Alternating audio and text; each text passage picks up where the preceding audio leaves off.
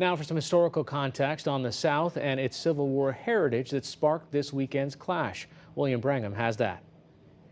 As we reported before, Saturday's violence started originally as a protest by white nationalists over plans to remove a statue of Confederate General Robert E. Lee from downtown Charlottesville.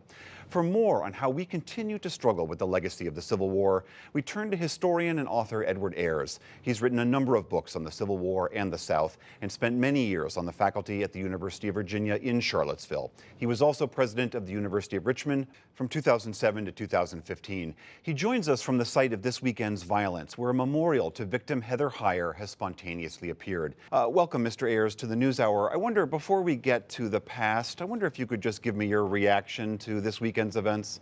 Well, for somebody who lived here for 27 years and raised your children here and enjoyed this beautiful small city, it's both heartbreaking and hard to believe. Obviously, as we had mentioned before, Saturday's protest began by these white nationalists who were protesting the plans to remove the Robert E. Lee statue. And I wonder if you could just give us a sense, why were these statues, there's hundreds of them all over the country, why were they first erected and who put them up? Well, as you say, they are all over the country. There are, obviously, the Confederate statues are concentrated in the former states of the Confederacy. Some memorials to fallen Confederate soldiers began immediately after the Civil War, but what we think of as these Confederate statues are really much more a product of the 1890s to World War I period. And so decades go by after the end of the Civil War before this widespread effort to memorialize the Confederacy appears. And you might say, well, why the lag? Well, it's in part because that's when Confederate veterans were dying. And their daughters, United Daughters of the Confederacy, took main responsibility for making sure that they were not forgotten. And so they raised money in small towns and large cities all across the South to put up these memorials to the Confederate soldiers. Sometimes they were grand, such as the one that was put up in Richmond in 1890 that required 10,000 people to pull it by rope up from the James River as it arrived from Europe, all the way to the little solitary soldiers that stand in front of isolated courthouses all across the South.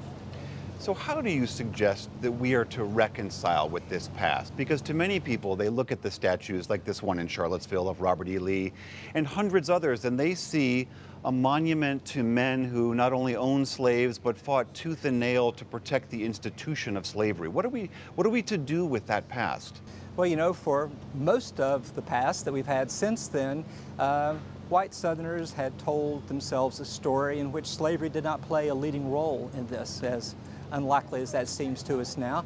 The story was that men like Robert E. Lee had risen up to fight against a tyrannical federal government that was trying to take away its rights of the states and had fought a valiant cause against much larger forces and had lost, and when they did, laid down their arms in a gentlemanly way.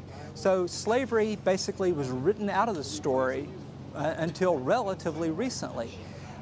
Looking back on it now, and I think this is not uncorrelated to the controversies over the Confederate flags and the Dylann Roof killing that unleashed a kind of reaction against that. People have been growing to understand, well, of course, even if these individual soldiers were not slaveholders, they were fighting to defend a nation that was based on slavery.